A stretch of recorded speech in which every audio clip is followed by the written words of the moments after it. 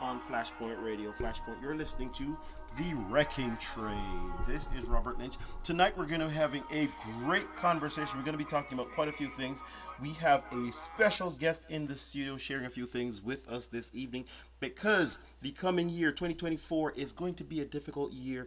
And as you've heard from the song Dax on the ones and twos, it's hard to be a man, and especially in 2023 we're going to need to be doing some things differently to help us as men to be the best versions of ourselves, and that starts right now. You're listening to The Wrecking Trade. I am Robert Lynch. Thank you for joining us. If you are joining us on Facebook, we're on live on LinkedIn, we're live on Kick, no, not Kick, what's that one called? We're live on all of our social media. You can check us out.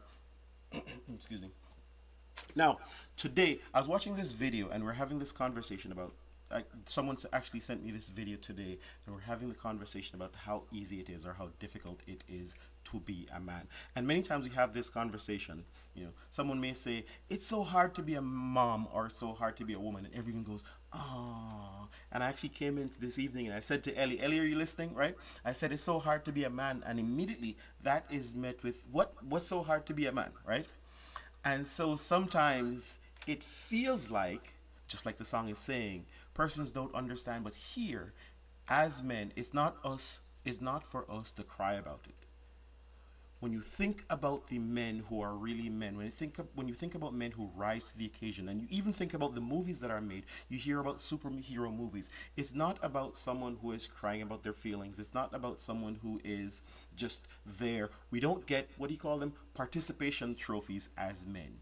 You are rewarded, you're recognized when you overcome great things. And so we think about the Battle of Normandy, when we think about the storming of when we think about World War II, when we think about the things that men have gone through, men are recognized when they accomplish things, when they are able to stand up despite adversity, when they're able to stand up, and be recognized even though things are hard. And so on this show we talk about masculinity, we talk about accountability, we're going to be talking about responsibility.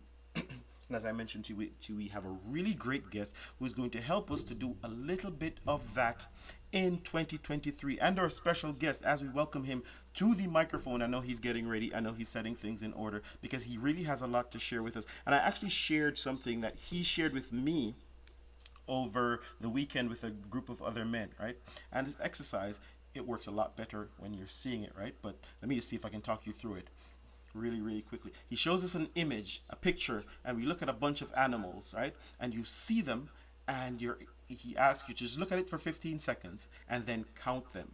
And you'll say, and then he asks questions of how many did you see, person will raise their hands, 5, 6, 7, and you recognize that different persons will come up with different numbers despite the fact that we're all looking at the same picture. And one of the things I took away from it is there's some things in life that it's easy to recognize. Everyone will recognize these things by default. Hey, pay your bills on time, do your things, right? But then there are other things that are not as easily recognizable, and so they don't come to us by default. We won't do them naturally, and so it requires someone to help us to work through those things, help us to understand those things, help us to recognize those things. And then as we learn how to recognize those things and implement them in our lives, we're able to then understand or see the rewards of what the few may have, whether that be wealth or whether that be success or whether that be rest. And so let me welcome to our microphone Mr.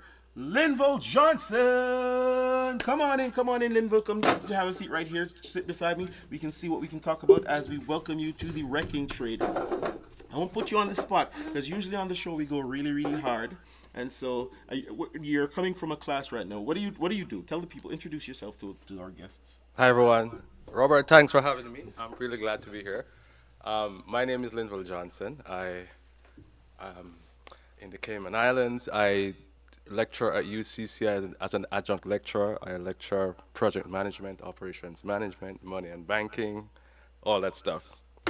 And you teach those things, you do those things because you do something else during the day. And when he's doing these things, he doesn't realize how advanced he is. I tell him he's a Jedi because these things seem to come so naturally. But what do you do in your day-to-day life when you're wearing your cape? I'm a banker by day and a lecturer by night. Okay, you're a banker by day, and what do you help persons do in banking? Do you just take my money at the counter? What do you do? Well, I help people manage their finances. He's a really modest gentleman. He helps persons to build wealth, right? Manage finances, and so you'll find that some of the things that he finds as basic, they are huge things for others. So as he's saying, he helps persons to manage their finances. These are the basic pillars that helps persons to build wealth. And today we're looking at one of those basic pillars, and that is starting at an emergency fund. What's an emergency fund, Linval? We know what emergencies are, right? We're not prepared for these things. They happen when they happen. And so you have to do something to protect yourself from these things happening. So an emergency fund is what makes you ready for the emergencies that you can't see, but maybe you can anticipate. And I hear that word, right? Maybe you can anticipate. But do you find that most people have an emergency fund, or yes or no? The last survey said over 85% of persons in North America do not have an emergency fund.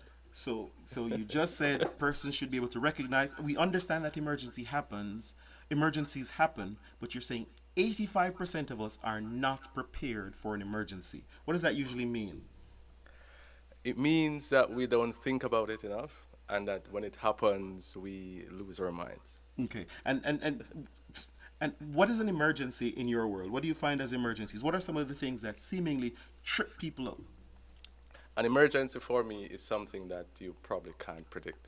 So if you're driving to work and somebody slams in the side of your car, then that's an emergency. That's an emergency. And then when you bring that down to practical terms, I think in one of your presentations I heard you share that someone, maybe an emergency for them might be the car tire goes bad, so now they need to pay $500 for a tire, but they have to park the car for a whole month because they're not prepared for that emergency. They can't afford a tire, but that shouldn't be an emergency because your tire is going to go bad at some point. And this is what I mean when I say this gentleman is a Jedi. He knows these things and he's put the things in a different category. But for most people, this is an emergency because they're entirely unprepared. The number is 85%. So let's start with the basics for us, for me. Let's get to that $500. So we talked about the tire. That's not an emergency. What are some of the things that you in your world would label as an emergency? Well, I could give you two categories. Okay. I could tell you what I see people coming to me with as emergencies, which is what most people will be familiar with, and I'll tell you what I consider to be emergencies. All right. Two categories. Right. So you wake up tomorrow, you start your car, your battery's dead. Most people say that's an emergency. Remember, battery has a battery life, so it's going to die at some point, so you should prepare, right? Same thing with your tires. You go home, you open your door, you're greeted with water. It means you're flooded out, right? In your house. That could be an emergency, because that's not something that you'd expect every day, right? It's not something you can actually plan for. Got you. So the things that you could actually plan for and anticipate is an emergency. Your son going to school September is not an emergency. and that's a fair separation and a useful one for us to understand and appreciate, because sometimes we don't make that distinction. And this, what I'm getting you alluding to, is kind of budgeting. If you put these things in place, then September will come, you'll be ready for it. But if you don't put them in place, then they will appear as an emergency. Yes. And so again, we're looking at some basic tenets of budgeting in order to get you to an emergency fund. So I'm coming to you now. I have no school fee money for September. None of those things are in my wheelhouse. How do you help me to get on the path to start preparing an emergency fund?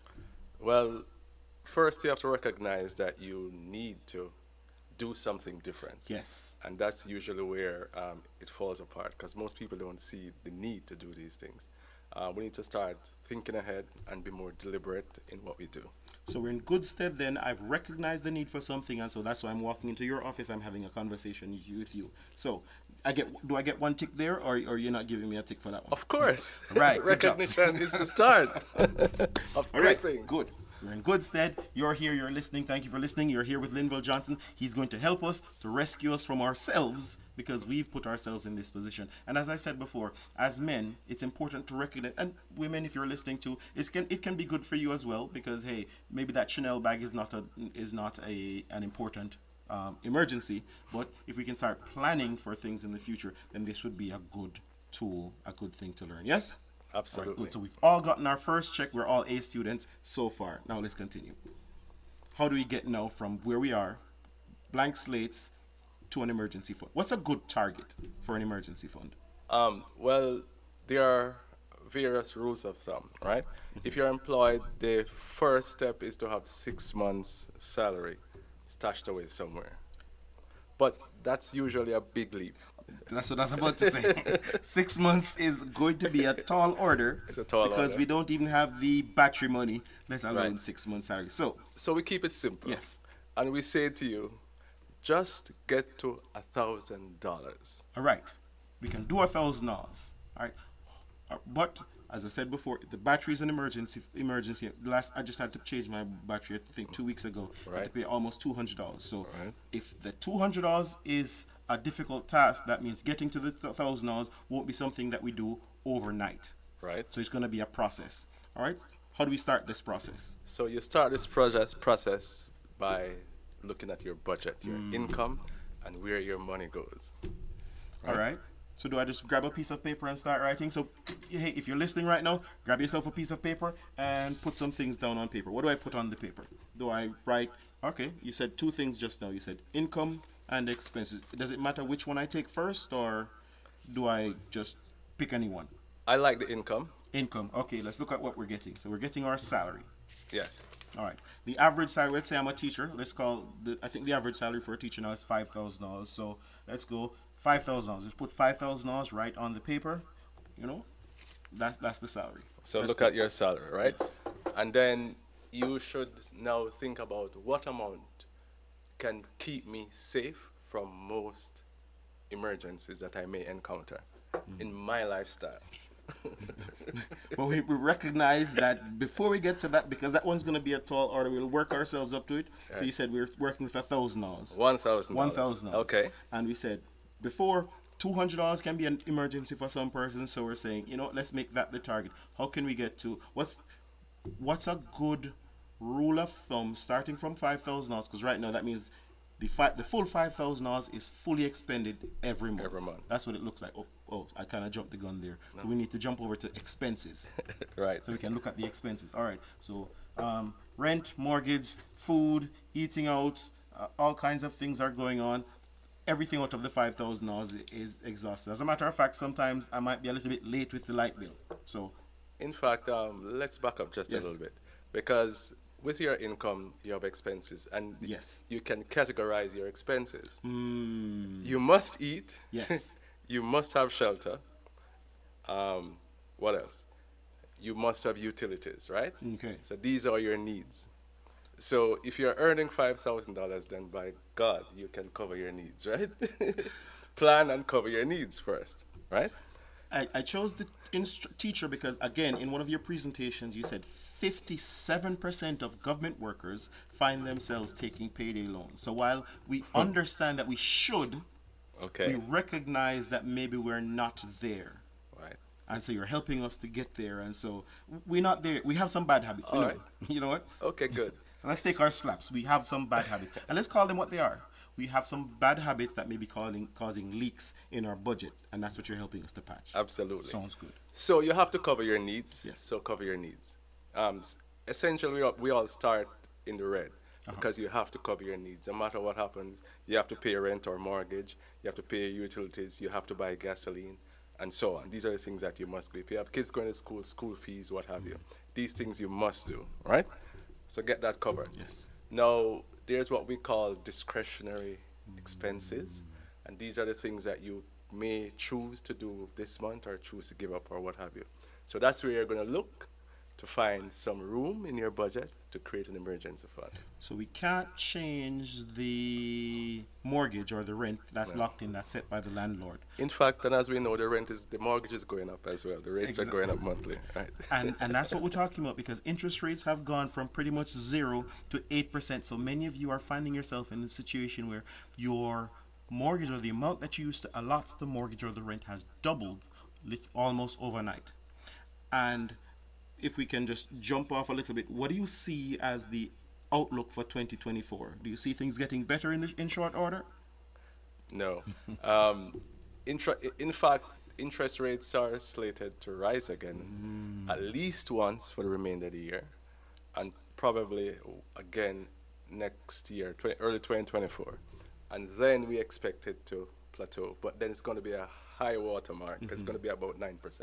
So what I'm hearing you saying is that if you're finding things to be tight right now, we haven't gotten to the end of tight yet. Things are going to get tighter. Right. So this budgeting exercise sounds like it's even more important, because we need to loosen up the belt a little bit.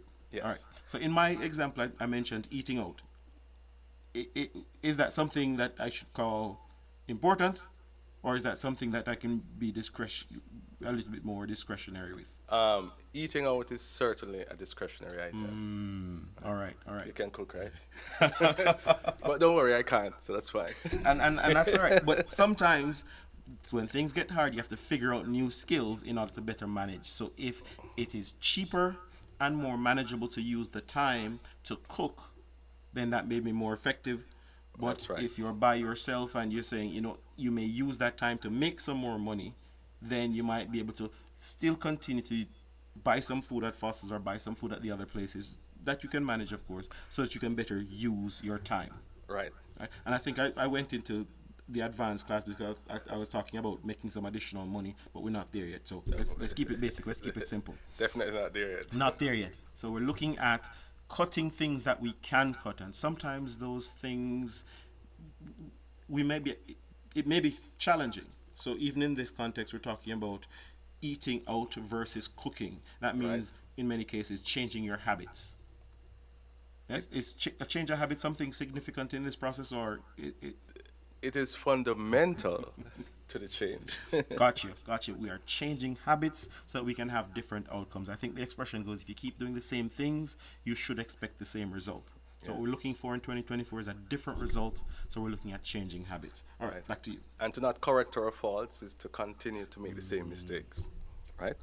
So as it relates to how we spend, Yes. there are certain things. So dining out, the new iPhone which comes out soon, do you have to really buy that?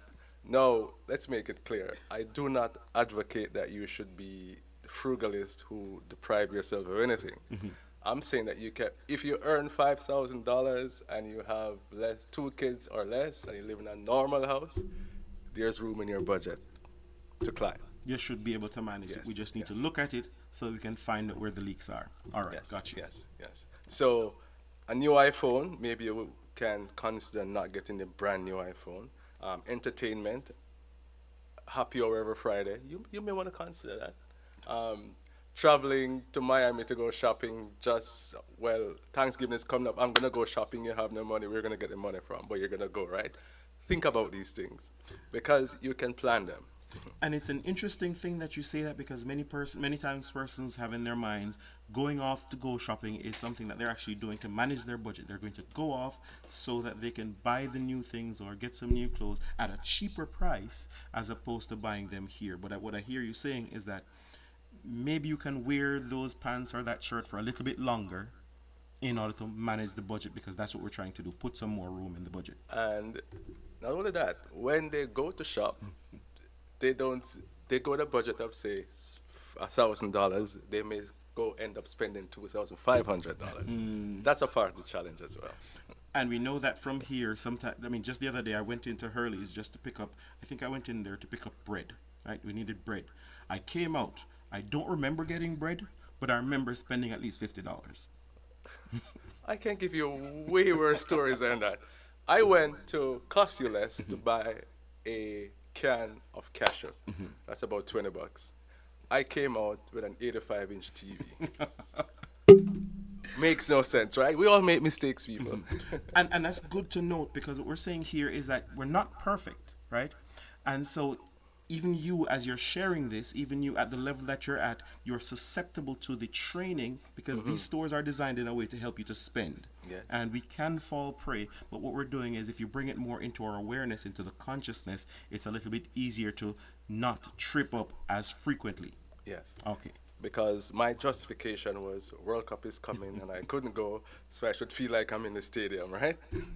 I imagine in your mind, in the rationalization, that sounds like savings. It's probably going to cost $5,000 to go to the World Cup. So in comparison, a new TV for less than $1,000 is going to be far cheaper, right? It looks like savings, And that's the misconception. and that's the misconception. Yes. And we all fall for it. Yes. So I didn't end up. So actually, let me just give you my story. Why I bought that TV was I was upset about not going to the World Cup. And TVs were on sale. It was about 40% below the normal price. It was like, I think about $700. It is usually closer to $1,500. And so I grabbed it because I was saving $700, right? Yes. But no, I didn't save $700. I spent an extra $700. And so part of the process, I imagine, then, is reprogramming our minds so we can see things in their true light, as opposed to the rationalization that keeps us executing them. Yes. And so I was guilty of two things. One, instant gratification, which is perhaps our biggest bugbear. And secondly, I simply did what I call unplanned expenses. Right? It was never even in my mindset when I went into costly list. And that's an interesting one to look at as we're going into, this is the month of October. We're probably going into a couple of sales. We're going into Black Friday and a whole bunch of all those sales. And we walk into those situations planning to save, but really we're going in there to spend. And overspend. And as well. overspend in many cases. Sometimes we're buying things that eventually, I mean, after you brought the TV. Yes? How many times have you used the TV? Well, I actually use it because I'm a sports fanatic. So, but I only use it maybe once a week. There you go. On a There you go. Saturday to watch all the football games, Olympics, I'll watch that. But otherwise, because I don't watch movies. So. And that's the thing. And so sometimes some things can fit in our lives nicely. We can rationalize them well. But what we're looking at here specifically this evening, because I imagine you were planning to go to World Cup, you couldn't go. So of course there might have been something in your budget allotted for that, so that you could have attributed that expense to that, even though it wasn't planned. In your case. Yes. But in many cases, we're not taking the money from someplace else. We're actually stealing the money from either the light bill, the rent, or someplace else, and we're going to get to the end of the month maybe having to take out an extra loan or borrow some money from someone else. Absolutely. So we're managing that process so we can start saving instead of spending. Right. Okay. And in this context, not saving what we on spending, but actually putting money in an account for saving, so that we can actually have that emergency fund that we started talking Which takes us back to There the we go. original question, Yes. right? So the first thing you need to do is to open an account. And when I say open an account, if you currently have your primary account at Butterfield, opening your account at Scotia, Proven, or First Caribbean. Don't take a debit card, or perhaps don't even take online access, right? Automate that savings from your salary. Ask your employer to send $50, $50 per month to the other bank. That's it. Nothing else. Automate it and forget it. So I'm hearing two powerful things that sometimes we may not recognize. So you mentioned automating, and you also mentioned put it in, don't take a debit card. Why are these two things important? Because you don't want to have easy access to these funds. You want it to be there to accumulate in the background. So if and when you actually need it, it's going to be there. Got you. So we're not making it easy, because sometimes, as you've said, even the best planned, even the strongest minds, you can fall prey.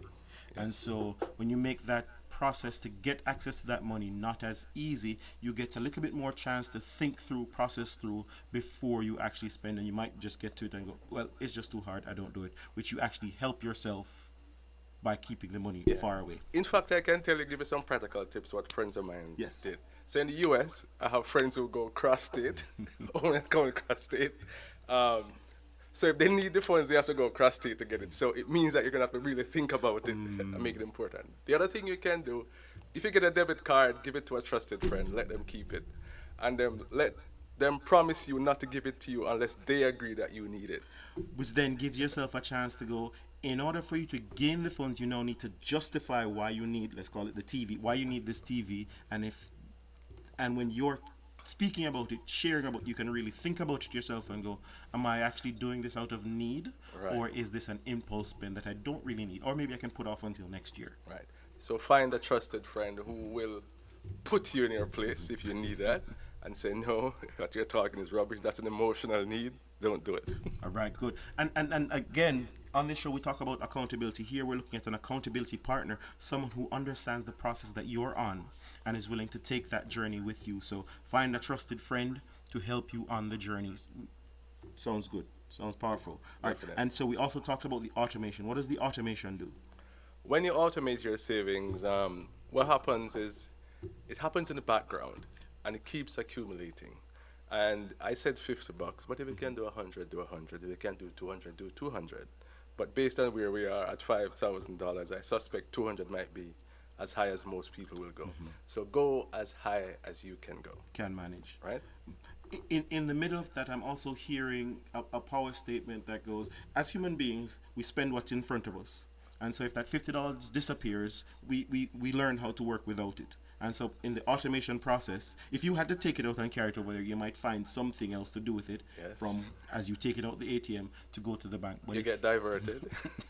someone may stop you, whatever happens, you may not end up at the other bank. But if it's automated, you have no control over it. It just happens. You just learn how to work with what's in your easy access debit card. Right. All right, good. So automation and making access to the funds difficult. That's right.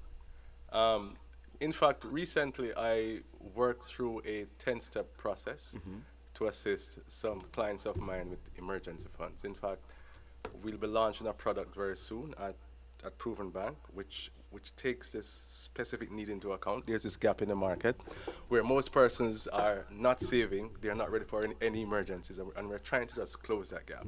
And this account is built specifically for that. It allows you to automate your savings and gives you some also what I'd call restrictions and withdrawals. Gotcha. Right. So we have a few products that are already designed for you, and if we were to go low tech, you might even ask someone else, because interestingly enough, there are persons on the island who don't have bank accounts, right? I've come across that experience, and I'm helping some person and saying, hey, but you're saying there are things that we can do, and the key things that we've looked at so far is to put the money someplace where you are not physically coming in contact with it, and if you Right. do need to come in contact with it, to put some guardrails in place so that getting to it may be a little bit difficult. So if that means if you're putting it under your mattress, you might need to put a few bad dogs beside the mattress, so if you try to take out the money, they might bite you. And That's you right. might- so you'll think through, do I need this money? Can I risk getting bitten? Because this is something that's an actual need. Right. All right. What else? What else do we need to do? So, but I think we kind of jump into the conversation. So let's back up Okay. just a little bit, right? So the question you should ask yourself first is, what's a good amount for me to have in my emergency fund, right? The rule of thumb is that you should have 6 months. Yes. But we won't start there. We'll say just get to $1,000. Yes. And $1,000 can mean $100 over 10 months or $50 over 20 months, right? There we go. So you do whatever you need to do. And just allow it to build and pray in the meantime. So that's a nice one. So it also teaches us patience. We understand that Rome wasn't built in a day. So when we're able to break down money into its time elements, getting to $1,000 can mean 10 months at $100 or 20 months at $50. You need to work out, are you able to manage through that time? Right, Okay. right. So you manage that. Not only does it build your savings and background, what you're also doing, you're building a very good habit, right? Because as you get into that habit and you start to enjoy saving more than how you spend and you see your bank balance rising, you may start to increase the amount that you send to save each month. So it's like you turn it into almost a game, and each month you're raising your high score, and that high score is at $100. Last month you had $100 that just materialized, because before every month you used to end the month on zero. Now you've added $100. The next month it's $100, and before you know it, that in and of itself starts to give you that dopamine hit, that gratification, that nice feeling to see that something is growing. Yes, yes. Okay. So you set the amount. You also need to have a goal. So our first goal here is $1,000, and then when you hit the $1,000 goal, then you can look to the 6-month goal, right? Because maybe by then that the habit has gone in, you will see that there is in fact room in your budget for these things. So what I'm hearing you saying is, so you can have the big goal, and the big goal can be the $1,000, but you can set smaller goals in between that. So if we're doing, say, the $50, we can say, hey, my goal is to get to the $250, which is going to be 5 months. Right. And as you get that goal, you might find, hey, I was planning for 20 months, but now I can add an extra 5 or 10 or $15, and so on, rather than growing at the rate of 50 per month, I may be growing at 60 or 75 because that habit is becoming a part of who I am. Absolutely. Okay. Absolutely. So you set your goal, then you open your savings account at another bank. Don't forget another bank, that and make it difficult for you to access. Give the card to your, not your wife or your husband. Your accountability partner. Your accountability partner, somebody outside your household who can hold you to account, right? A mentor if you have one, or, someone who can say to you, no, don't do that, and you will actually agree to what you're saying. Right? Got you. And then once you do that, you can now start looking at your budget very carefully. Where's my money going? So, speaking on the accountability partner, before we switch gears, you also mentioned that there's banking products that do that for you. So, if for some reason you're unable to find the accountability partner, the banking structure may restrict you from spending a particular amount, because that they're putting that in place. They're not trying to hold on to your money. They're trying to help you to build those habits. Yes. Help you to build the habits and build the restraint that you need. Remember, instant gratification is the number one bad habit that we all have. The number one wealth killer. So we could all be wealthy if we could manage our instant gratification monkey. All right. Absolutely. Then you set up your automated transfers. Do it from source. Do it at the salary. Have your payroll manager send the funds to another bank. That way you won't see it, you won't be tempted to spend it. And believe me, if it's not in your spending account, you won't spend it. There we go. So where are we? So far we've looked at determining your amount. We've set $1,000 as our goal, right? Excuse me. We've looked at, or you want to just recap? Right, so you determine how much you need. So our goal is $1,000. Then you determine how much you can actually save per month, a starting point, which is not the end point, but your starting point. Then you set a goal. So my first goal is 1,000, but ultimately my goal is 6 months. There we go. And that's your second goal, because as you go up the ladder, then you're gonna expand your goals to fit your lifestyle, right? Then you open your savings account at another bank, and then you start to take a really careful look at your budget, right? Know where your needs are, and know where your revenue leakage is coming in, your income leakage. So when we looked at the budget at first and we decided on this $50, you're saying when this new habit is in place, we can look at the budget again, because maybe some things that we did put over in the important side, we can say, is this really important? Because remember, before you started, there was $0 at the end. There we go. But you're now saving 50. And then it will start to trigger other thoughts. So, in fact, there are also basic things you can do, right? So, if I'm spending $200 a month on lunch, I can say I'm only going to spend 150 starting next month, right? And then the additional 50 goes to your savings. And then you start to look at ways to trim your expenses where you can. Nice one. So you're saying, so as we're looking at the expenses here, we might be accustomed to paying $500, $600, $700, whatever that number is on CUC. We might be able to go, hey, all right, if I can turn off the lights just a little bit earlier, I might be able to save an extra 10 or an extra 15, and then I can actually put that over into the savings section. We can get creative and start looking for savings in really new and interesting places. Actually, that's interesting. Utilities. I find where I live now, 2,000 square foot house. I have friends who have smaller houses, and they're paying $800 for like utilities. I'm like, how could you live with yourself like that? I'd never pay more than $300 no matter what, right? And my home is cool And I all know, time. and I know that as you said that, many people their jaws just dropped. You live in a 2,000 square foot house and you never pay more than $300. How do you do that? But you said your house is still cool, right? And you're managing through that process. But the key here is the awareness, and then the actual the consciousness that you're saying, I'm doing this actively and consciously because I know where I want my money to be. Yes. Sure, it's great to give it to CUC, but it's even better to keep it for yourself. And then it took me a couple of years to do this because I have automated quite a few things in my house. So the AC is automated, so there's a schedule for it. So everything that I do, I usually know what's going to happen before it actually happens. So I can anticipate a lot better.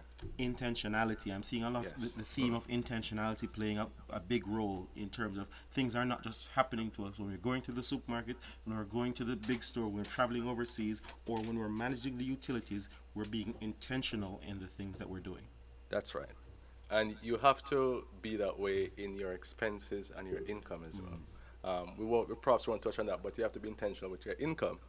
How much are you earning, and if you want to change it, how do you actually change it? And that's a whole different You know, maybe we'll get a discussion. chance to just kind of scrape on that a little bit, because part of what we're encouraging men to recognize is certainly savings, but we're also trying to build wealth. So we do want to get to that place where we help persons to find a side hustle, find a side gig, and even if we're talking about this emergency fund and we're talking about $50, that means even if we find a side hustle that just gives us an extra $50 a month, then that's something that is going to the emergency fund. So that is big business moving us from zero Right. to something else. And if you start a side hustle, use the income from a side hustle directly, all that to your emergency fund. There we go, and grow even faster. So if we're doing $50 out of pocket plus $50 from a side hustle, we just change $50 to $100 by just doing a simple adjustment.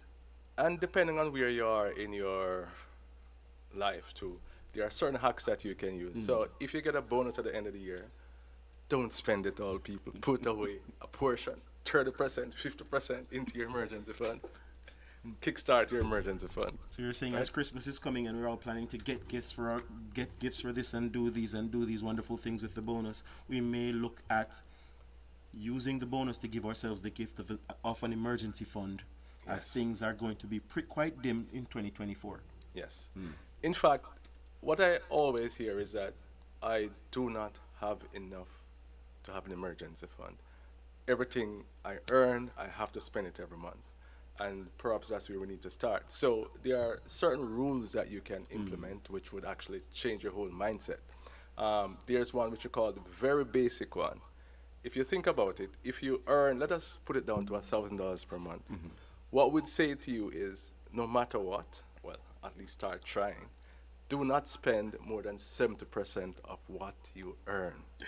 I heard you share that at the conference, and you said that you were sharing it with a group, and they gave you some choice words because you're talking Yes. foolishness. Yes, people have thrown stones at me and called me really horrible names. Yes.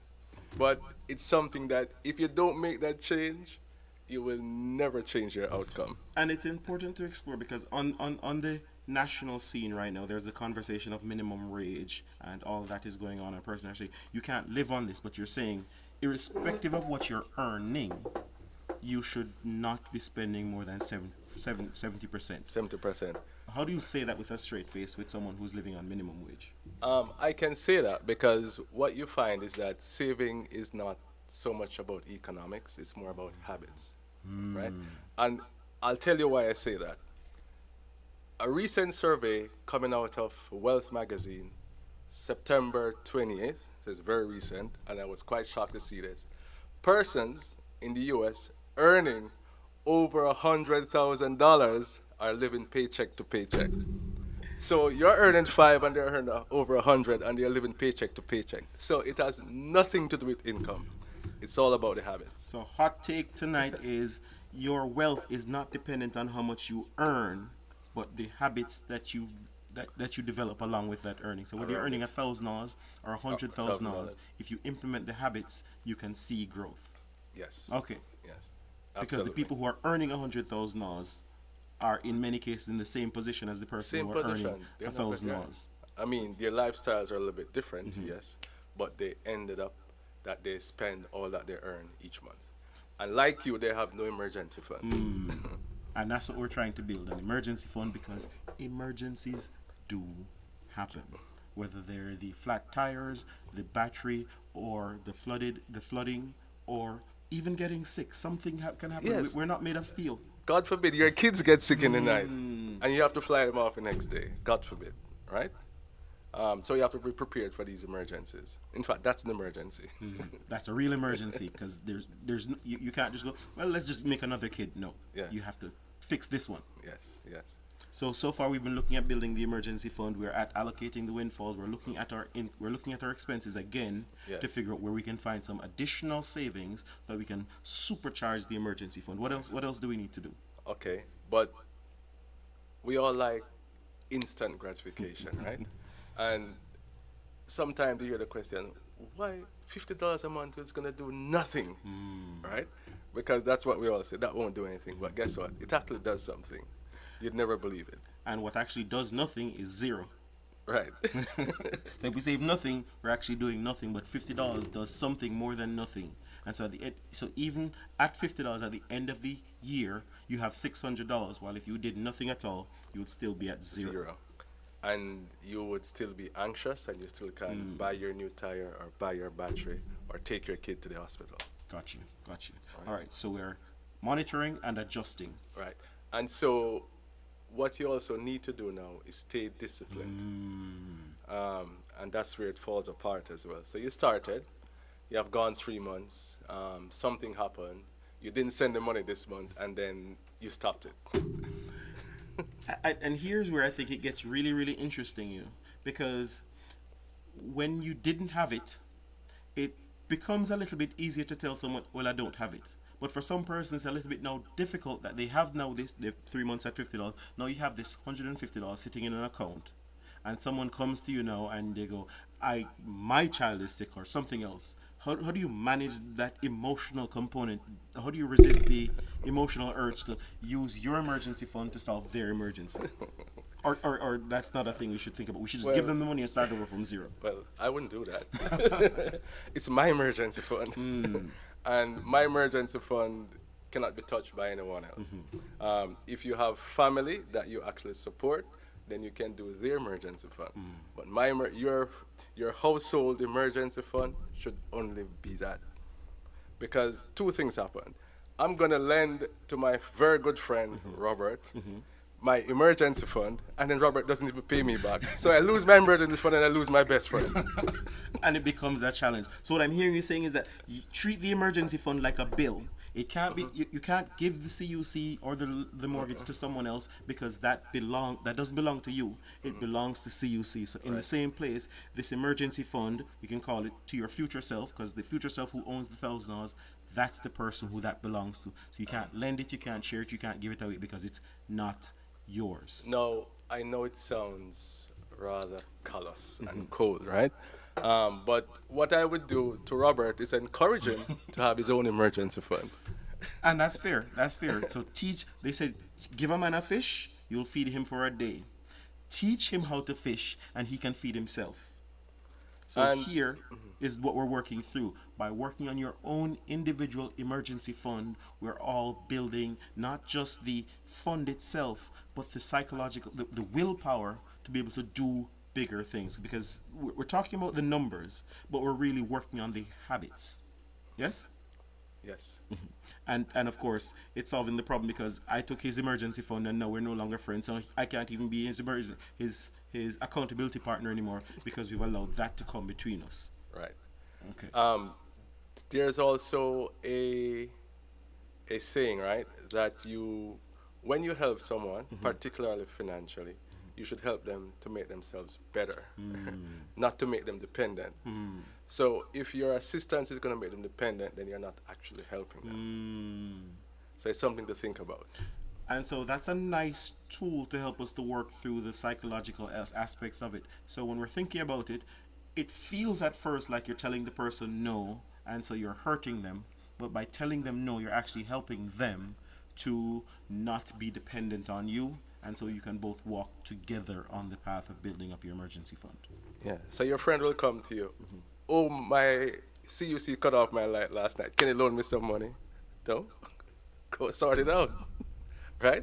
Um, because you won't use because your emergency fund is not for your CUC, because CUC can't be an emergency because it comes every month. Wow, nice, nice. I'm glad you said that. So I can't use it to pay for your CUC because it's not even an emergency for mine. So even if CUC does want to cut off my power, I can't touch it. I need to think creatively and find another solution so that I can solve the problem, which also expands my thinking, because sometimes when we're in these situations, we try to find the easiest answer. And so by giving ourselves these restrictions, it expands us and allows us to think about other solutions and not just the ones that come easiest to us. Because remember we spoke about creating your budget, looking at your budget, right?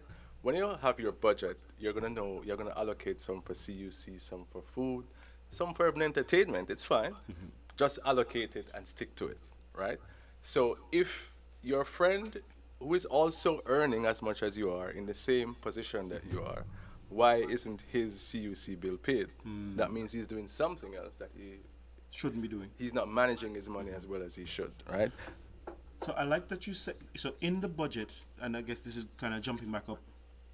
In the budget, you mentioned putting in your putting in the allotment for entertainment. Yes. So we are setting aside something because, like you said, we're not living like frugalists or like monks living Right. on a farm, right? You're putting in processes. You're just managing the number. So if your entertainment bill used to be $1,000, maybe you don't need all that because we're working on a process. You can still leave an entertainment budget in there, but make it smaller so that we can use the money to do something else. And so we can also put in the budget, because you do want to be charitable, whether that be tithe, offering, or helping others. You want to put that in the budget so that when someone does come for help, you can say, I can help you, but I can only help you this much. Actually, if you remember, I said to you, do not spend more than 70% of what you earn. So what happens to the other 30%? There's an allocation factor there as well, right? All right. So the basic position that you should have is that you should not spend more than 70%, which leaves 30%. You can then save 10%. You can give away 10%. That's now 80% or 90%. 90%. And the other 10% is what you start to put aside for that investment that you always wanted to do. Right? So even as you're thinking about the basics, you're planning for some kind of business venture. You're saving up to do something to grow your wealth or grow some additional income, because you can't just work with what the one check that you're getting. That's right. That can't be a safe position.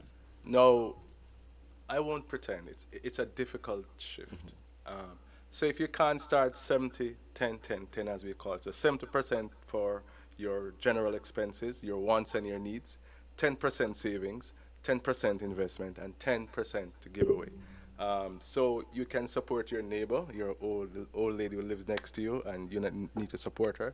Maybe you're supporting a kid in college who is not yours, maybe, things like that. So you can so you can always put this in your budget. So when the time comes, somebody comes to you, hey, I need some money. Yes, I can give you from that allocation, right? Now it's difficult because even I don't succeed in doing that, right? So where I fail most, you'd never believe it, is that 10% to give away.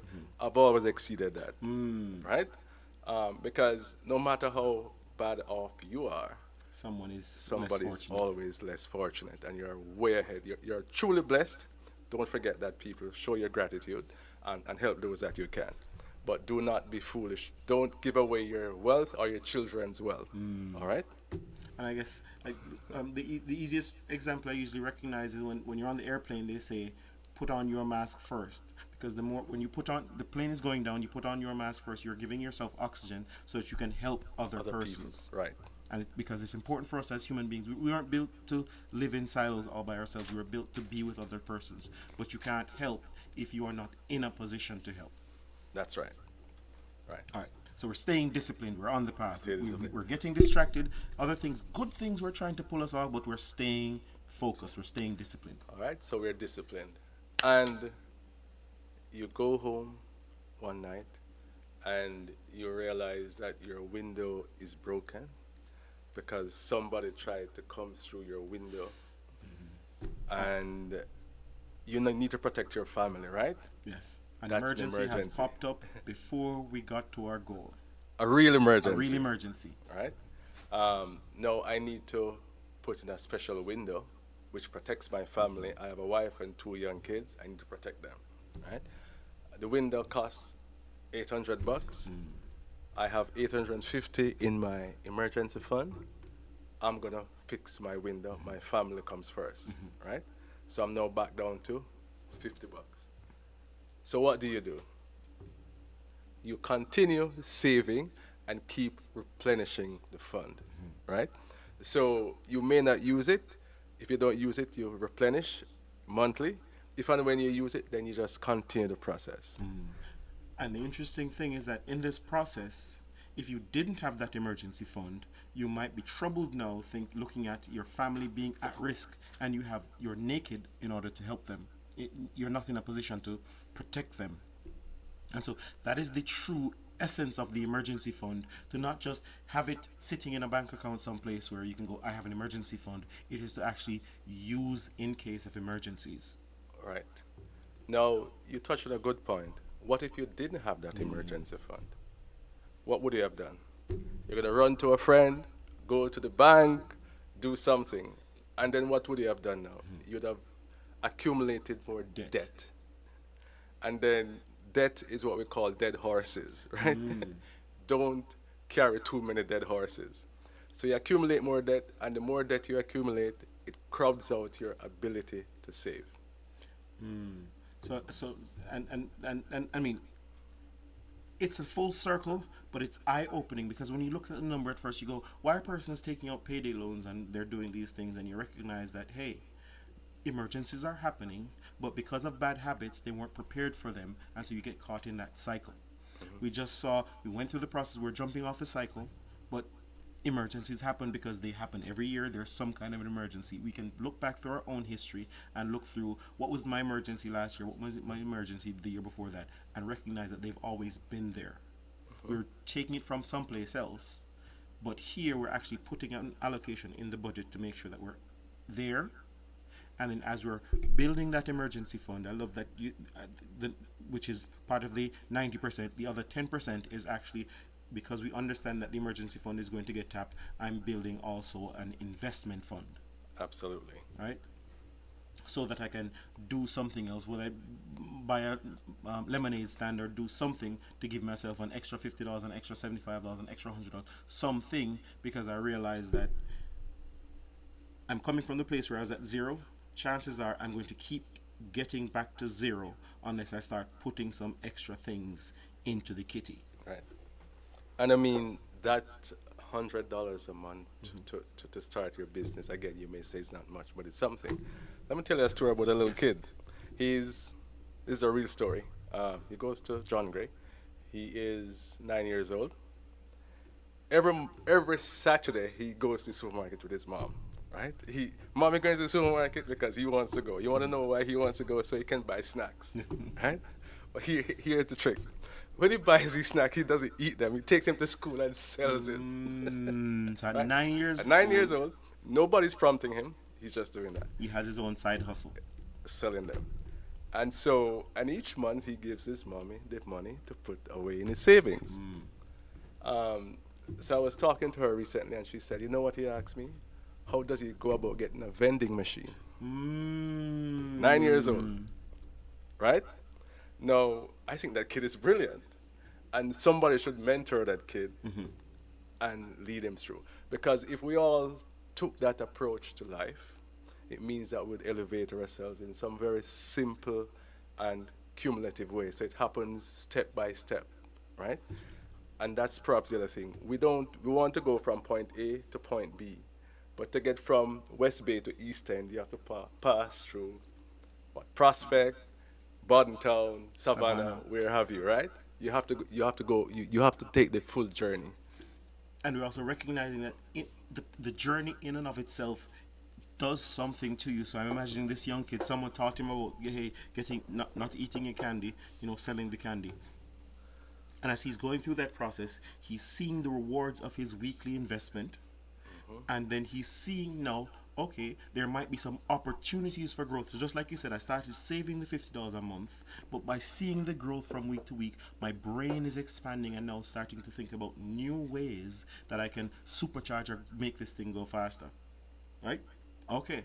So which I guess brings us to what are some nice, maybe this is a big question and this might need a whole other conversation to be able to get into this, but talk about what are some things that some persons can be looking on. What do you see on the horizon as some things that people can be looking at as some small side hustle, nothing too taxing, nothing too difficult, but to bring in an extra $50 or extra thing without competing with our 9-year-old for candy sales. Well, remember, companies here, there are a few companies, if you understand how they started. Kirk's and Yes. A.L. Thompson. Where you see them now, that's not where they started, right? I don't know the full story, but one of them started in the back of a car. Yes. Right? I know, what's his called? Roy McTaggart, his father, Uncle Bill's. He started as a little shop in the house, someplace on near the courthouse. They had a house with there. That's right. Hurley. What's the one? I think not Hurley's. The Marians. The Marians, yeah, Hurley's. They had a little shop on Walker's Road, and so these big, multi-million dollar operations that we're seeing now didn't start as multi-million dollar operations. They started out as little shops selling $2 here, 20 cents there, 5 Mom cents and pop there. shop, yeah. Yeah. So that's how we have to think about it to start. You can't start. You can't be Jeff Bezos in 2 weeks. It doesn't work like that. In fact, Jeff Bezos himself started in his Jeff garage. Bezos in 2 weeks. There you go. Microsoft, Bill Gates, he started off in his garage building computers as well. Same thing for what's his name? iPhone, Mr. iPhone, right? So we have these persons that we've seen.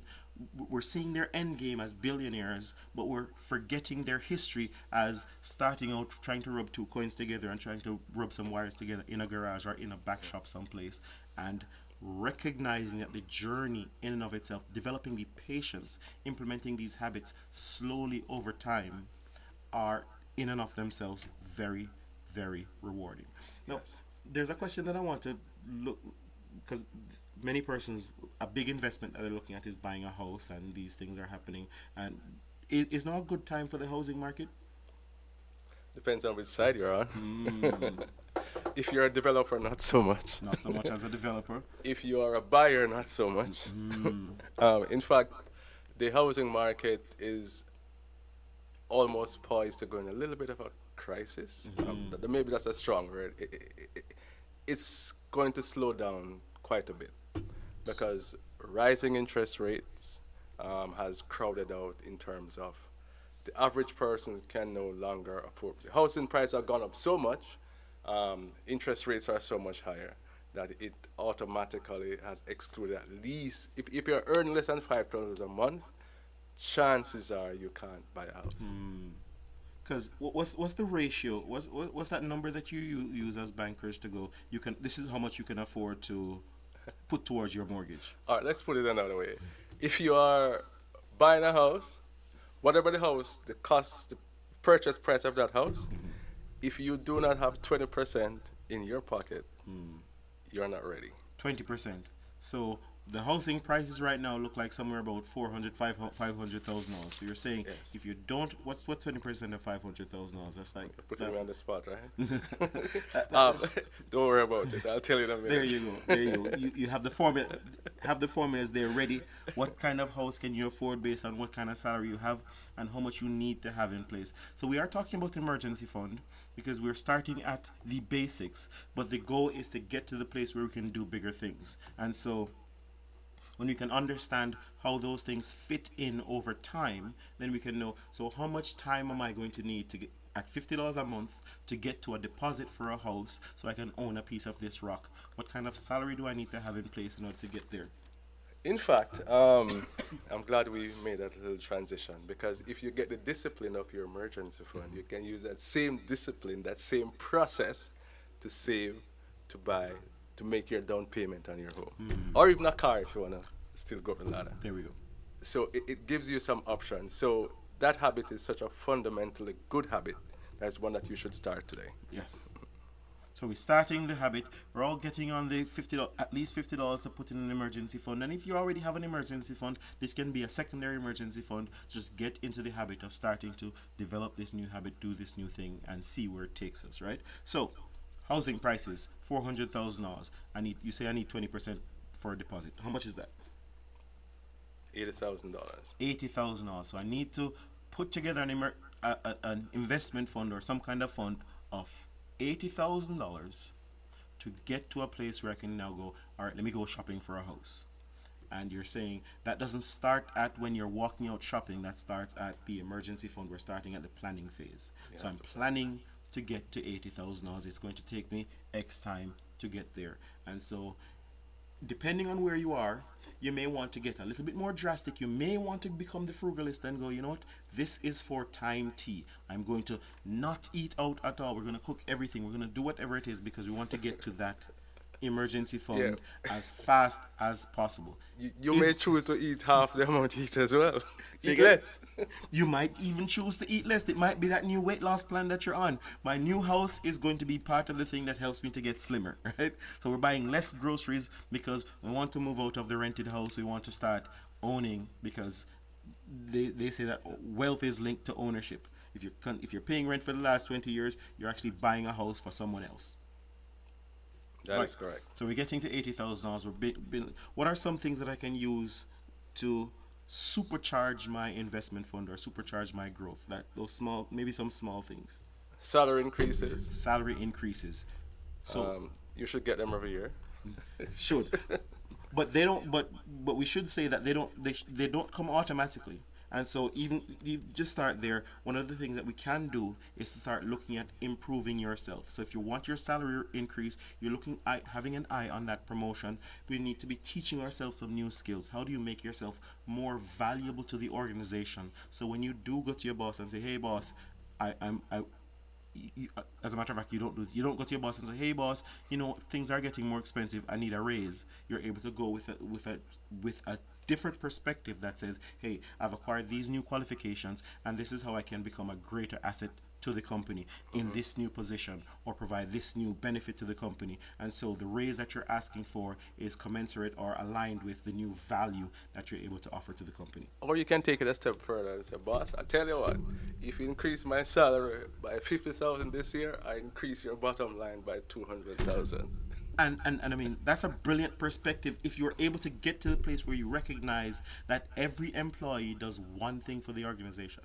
You help them to make money.